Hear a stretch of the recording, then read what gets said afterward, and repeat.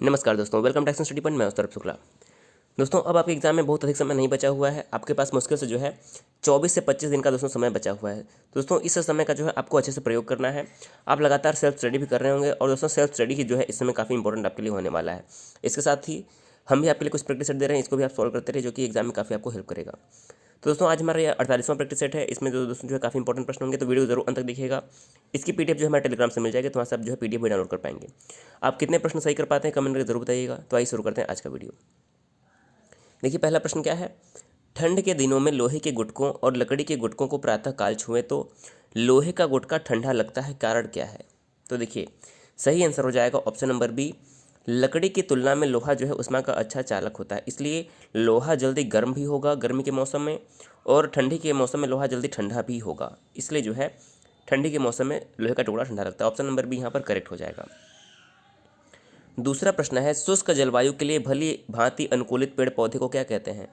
देखिए, ऐसा पेड़ पौधा जो शुष्क जलवायु में जो है उसके लिए अनुकूल होता है, तो उसे कहते हैं मरुद्भिद, यानी कि जो मरु क्षेत्र यानी कि जो रेगिस्तान वाले एरिया में, यानी जो शुष्क एरिया है वहाँ पर भी अच्छी से अनुकूलित रहता है, उसे मरुद्भिद कहते हैं। ऑप्शन नंबर बी करेक्ट हो जाएगा। तीसरा प्रश्न है, स्तनधारियों का उद्भव किस काल में हुआ था। तो स्तनधारियों का उद्भव जो है ट्राई एसिक काल में माना जाता है। ऑप्शन नंबर ए यहाँ पर सही हो जाएगा। अगला है चौथा प्रश्न, पेस मेकर निम्न में से किस नाम से भी जाना जाता है। बहुत ही इंपॉर्टेंट प्रश्न है। तो देखिए, जो पेस मेकर होता है उसे एसए नोट्स के नाम से जाना जाता है। अब देखिए, पेस मेकर होता क्या है। पेस मेकर को हिंदी में गति प्रेरक कहते हैं, जो कि हृदय में जो है प्रयोग किया जाता है, यानी कि हार्ट सर्जरी जब होती है तो पेस मेकर का प्रयोग किया जाता है हृदय गति को नियंत्रित करने के लिए। तो ऑप्शन नंबर हमारा ए जो है यहाँ पर पेस मेकर को एसए नोट्स जो है कहते हैं। पांचवा प्रश्न है, स्त्रियों में रजो निवृत्ति के पश्चात निम्न में से किस हार्मोन का उत्पादन समाप्त हो जाता है। तो पांचवें प्रश्न का सही आंसर हो जाएगा ऑप्शन नंबर सी, एस्ट्रोजन जो है करेक्ट आंसर हो जाएगा। छठा प्रश्न है, फिजिकल और नेटवर्क लेयर के बीच में कौन सी लेयर पाई जाती है।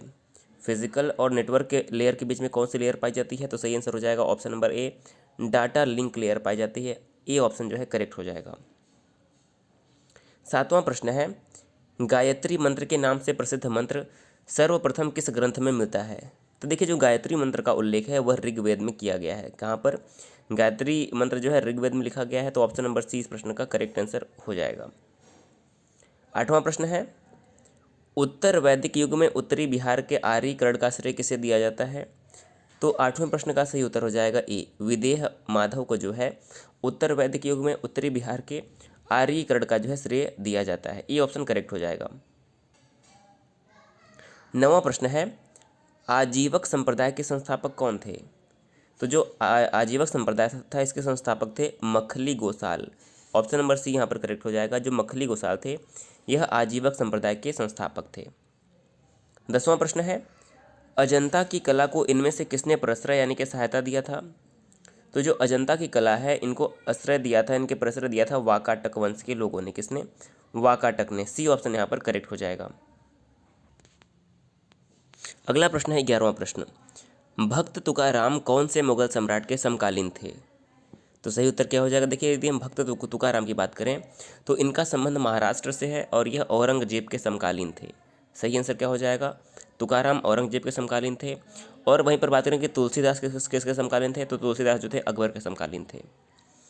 12वां प्रश्न है, जिसके शासनकाल में गुरु नानक देव ने सिख धर्म की स्थापना की थी वह कौन था। यानी कि सिख धर्म की स्थापना जो है किस शासक के शासनकाल में हुआ था। तो option number B, Guru Nanak Dev ने जो है सिकंदर लोदी के शासनकाल में जो है सिख धर्म की स्थापना की थी। ऑप्शन नंबर यहाँ पर बी जो है सही हो जाएगा। 13वां प्रश्न है, मुंडा विद्रोह का नेता कौन था। देखिए, बहुत ही प्रसिद्ध ये प्रश्न है, बहुत ही फेमस प्रश्न है। तो जो मुंडा विद्रोह के नेता थे वो थे बिरसा मुंडा। ऑप्शन नंबर ए जो है बिरसा मुंडा सही उत्तर हो जाएगा। 14वां प्रश्न है, 1921 का मोपला विद्रोह हुआ था कहाँ पर। 1921 का मोपला विद्रोह कहाँ पर हुआ था। तो इस प्रश्न का सी हो जाएगा, जो मालाबार क्षेत्र है यहाँ पर जो है मोपला विद्रोह हुआ था। 15वां प्रश्न है, इंडियन नेशनल कांग्रेस यानी कि भारतीय राष्ट्रीय कांग्रेस की प्रथम भारतीय महिला अध्यक्षा कौन थी।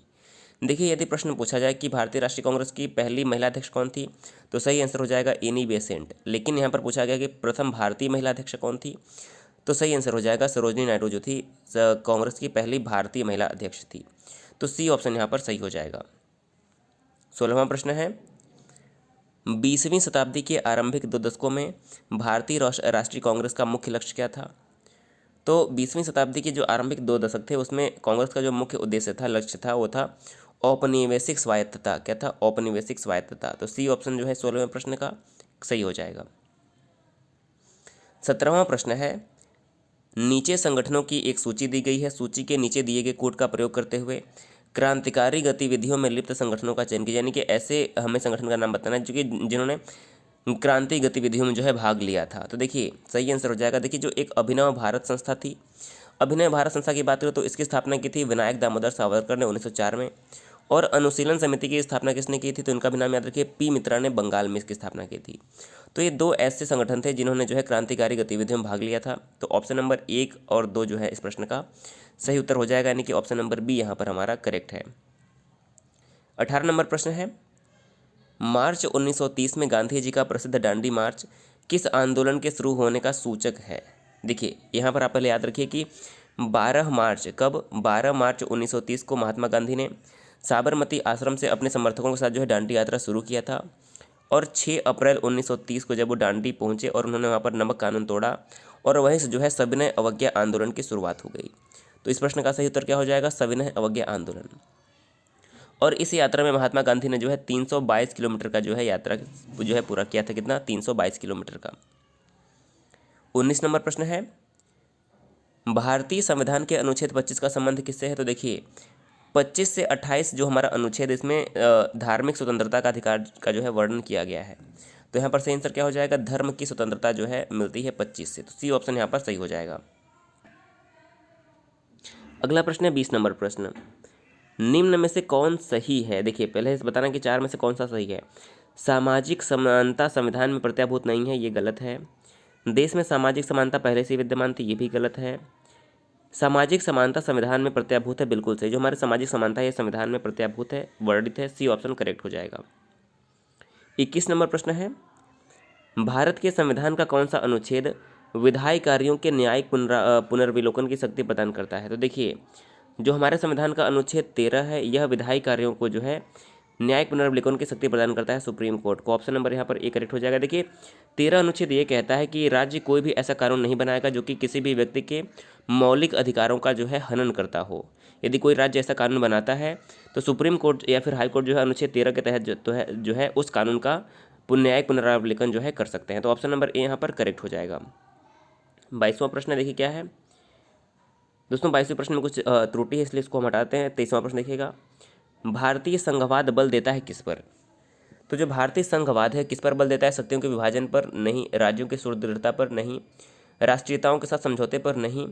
जो संघवाद होता है वो राष्ट्र की एकता पर बल देता है। तो ऑप्शन नंबर डी, संघवाद राष्ट्र की एकता पर बल देता है, करेक्ट आंसर हो जाएगा। 24 नंबर प्रश्न है, भारत की संचित निधि से धन निर्गम पर किसका नियंत्रण होता है? नियंत्रक महालेखा परीक्षक का, भारत के वित्त मंत्री का, अधिकृत मंत्री का, फिर किसी का नहीं? तो देखिए 24 नंबर प्रश्न का सही हो जाएगा किसी का, उपरोक्त में से किसी का नहीं। देखिए जो हमारा संचित निधि होती है उसे धन निर्गम का जो नियंत्रण है वो राष्ट्रपति के हाथ में होता है और राष्ट्रपति प्रधानमंत्री के सलाह से जो है यह कार्य करता है। 25 नंबर प्रश्न है, सार्वजनिक वितरण प्रणाली को बनाए रखने और सुरक्षित भंडार के निर्माण के लिए जिन कीमतों पर सरकार खाद्यान्न खरीदती है वे क्या कहलाते हैं? तो देखिए जिन कीमतों पर सरकार खाद्यान्न खरीदती है उसे न्यूनतम समर्थक कीमतों के नाम से जाना जाता है, यानी कि न्यूनतम समर्थन मूल्य। आपने एक शब्द सुना होगा एमएसपी, यानी कि मिनिमम सपोर्ट प्राइस जो है उसे कहा जाता है। तो ऑप्शन नंबर ए यहाँ पर अगर आपने चुना है तो आपका जवाब जो है करेक्ट हो जाएगा। अगला प्रश्न है 27वां प्रश्न, समावेशी समृद्धि के लिए आवश्यक है क्या? समावेशी समृद्धि के लिए क्या आवश्यक है? पहला ऑप्शन दिया है अधःसंरचनात्मक सुविधाओं का विकास, यानी कि जो इंफ्रास्ट्रक्चरल डेवलपमेंट होते हैं उसका विकास, कृषि का पुनरुद्धार, शिक्षा एवं स्वास्थ्य जैसी सामाजिक सेवाओं की अधिकाधिक उपलब्धता। देखिए समावेशी समृद्धि के लिए जो है इन सभी की आवश्यकता होती है, तो उपरोक्त सभी, यानी कि ऑप्शन नंबर डी यहाँ पर हमारा सही हो जाएगा। अगला प्रश्न है, आलू में ब्लैक हार्ट रोग जो है इसका कारक कौन होता है? तो देखिए रोग जो है ब्लैक हार्ट रोग जो कि आलू में होता है यह ऑक्सीजन की कमी से होता है। तो सही आंसर क्या हो जाएगा? ऑक्सीजन की कमी के कारण जो है ये रोग होता है। अगला प्रश्न 29 नंबर प्रश्न, योजना में कोर सेक्टर का तात्पर्य क्या है? योजना में। कोर सेक्टर का तात्पर्य क्या है, तो देखिए लोहा एवं इस्पात उद्योग को कोर सेक्टर माना जाता है, लोहा एवं इस्पात उद्योग। 30 नंबर प्रश्न है, वर्ष 1944 में गांधीवादी योजना जिसे गांधीयन प्लान कहते हैं किसने प्रतिपादित किया था। तो जो 1944 में गांधीयन प्लान आया था इसको प्रतिपादित किया था श्रीमन नारायण अग्रवाल ने। किसने? श्रीमन नारायण अग्रवाल ने। और जयप्रकाश नारायण ने जो है सर्वोदय योजना जो है इसके बारे में प्रतिपादन किया था। 31वां प्रश्न है, जनगणना 2011 के अंतिम आंकड़ों के अनुसार निम्नलिखित राज्यों में से किसमें सर्वाधिक साक्षरता दर है। तो निम्न में से किस राज्य में सर्वाधिक साक्षरता दर है, तो हमारा सही आंसर हो जाएगा इन चारों के मुकाबले में जो है उत्तराखंड में सर्वाधिक साक्षरता दर है 2011 की जनगणना के अनुसार। 32 नंबर प्रश्न है, भारत की 2011 की जनगणना के अनुसार सर्वाधिक जनसंख्या निम्नलिखित नगरीय युग्मों में से किसमें दर्शित है। तो सर्वाधिक जनसंख्या जो है निम्न में से किस राज्य में है, किस नगर युग्मों में है। पहला है कोलकाता दिल्ली, दिल्ली बेंगलुरु, मुंबई कोलकाता या फिर मुंबई एवं दिल्ली। तो सर्वाधिक जनसंख्या की बात करें तो दिल्ली और मुंबई ऐसे दो नगर हैं, महानगर कह लीजिए, जहां पर सर्वाधिक जनसंख्या है। तो ऑप्शन नंबर डी जो युग्म है मुंबई और दिल्ली का सही उत्तर हो जाएगा। 33 नंबर प्रश्न है, निम्नलिखित केंद्र शासित राज्यों में कौन सबसे कम नगरीकृत है। तो सबसे कम नगरीकृत वाला राज्य कौन सा केंद्र शासित राज्य है। सही आंसर हो जाएगा अंडमान एवं निकोबार द्वीप जो है सबसे कम नगरीकृत वाला जो है केंद्र शासित प्रदेश है। ऑप्शन नंबर बी सही हो जाएगा। 34 नंबर प्रश्न है, न्यून पोषक सांद्रता वाले जलाशय कौन है।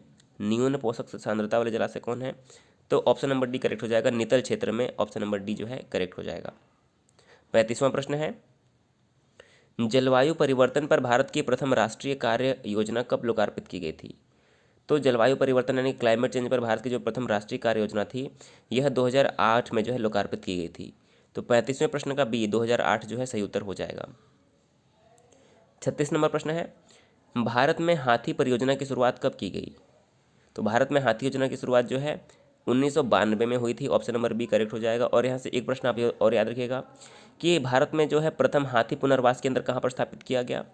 तो भारत में जो है प्रथम हाथी पुनर्वास केंद्र जो है केरल के कोत्तूर नामक जिले में जो है स्थापित किया गया था। केरल के कोत्तूर नामक जिले में देश का प्रथम हाथी पुनर्वास केंद्र स्थापित किया गया था। 37वां प्रश्न है, भारत का सुदूरस्थ दक्षिणी बिंदु कौन सा है। तो दक्षिणी बिंदु की बात करें तो हमारा सही आंसर क्या हो जाएगा, Indira Point. Option number C correct हो जाएगा। अगर बात करें कि दक्षिण में जो हमारी स्थलीय सीमा है वो क्या है, तो रामेश्वरम में एक स्थान है केप कमोरिन। तो केप कमोरिन जो है यह स्थलीय सीमा है दक्षिणी, और इंदिरा पॉइंट जो है दक्षिणी बिंदु है भारत का। 38 नंबर प्रश्न है, भारत और म्यांमार के बीच सीमा निर्धारित करने वाली 3 पर्वत श्रेणियाँ कौन सी हैं। तो भारत और म्यांमार के बीच सीमा जो बनाने वाली पर्वत श्रेणियाँ वो हो जाएंगी खासी, पटकाई और अराकानियोमा। ये बहुत इंपॉर्टेंट क्वेश्चन है, ये ऑप्शन जो है करेक्ट हो जाएगा। अगला है 39 नंबर प्रश्न, निम्न नदियों में से किसका सर्वाधिक बड़ा जलग्रहण क्षेत्र है।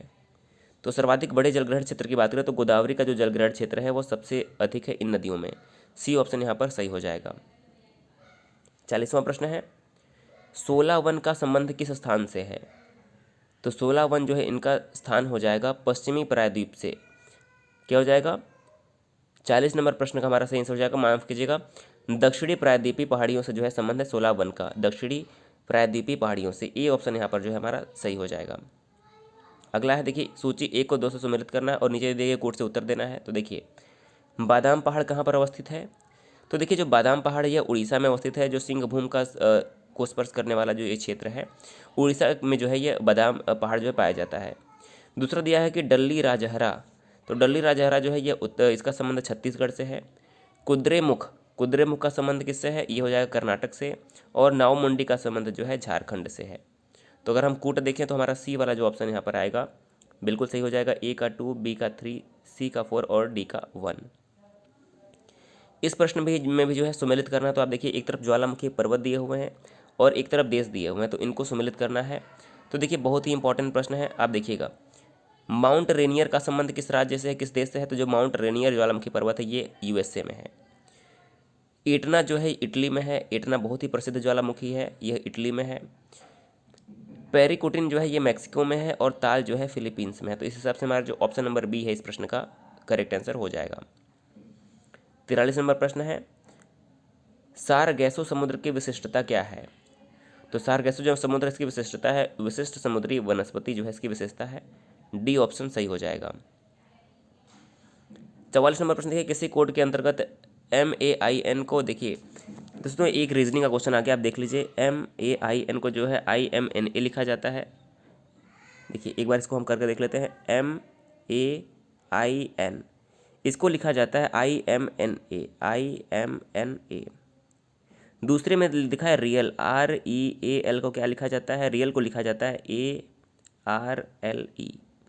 तो इसी प्रकार से जो है LION को क्या लिखा जाएगा, LION को क्या लिखा जाएगा। देखिए इसमें हमारा कॉम्बिनेशन क्या बन रहा है, अल्टरनेट। देखिए क्या बन रहा है कि M जो है दूसरे नंबर पर, फिर A इधर से दूसरे नंबर पर, उसी प्रकार से N इधर से दूसरे नंबर पर, फिर इसके दूसरे नंबर पर अल्टरनेट रखा गया है, यानी कि R जो है यहाँ से 2 नंबर, E यहाँ से 2 नंबर, L इधर से 2 नंबर, A इधर से। तो हमारा क्या हो जाएगा, L देखें तो L यहाँ पर आ जाएगा और I जो है सबसे लास्ट में आ जाएगा, N यहाँ पर आ जाएगा, O जो है यहाँ पर आ जाएगा। तो OLNI बिल्कुल करेक्ट हो जाएगा, सी ऑप्शन। अगला प्रश्न देखिएगा 45वां।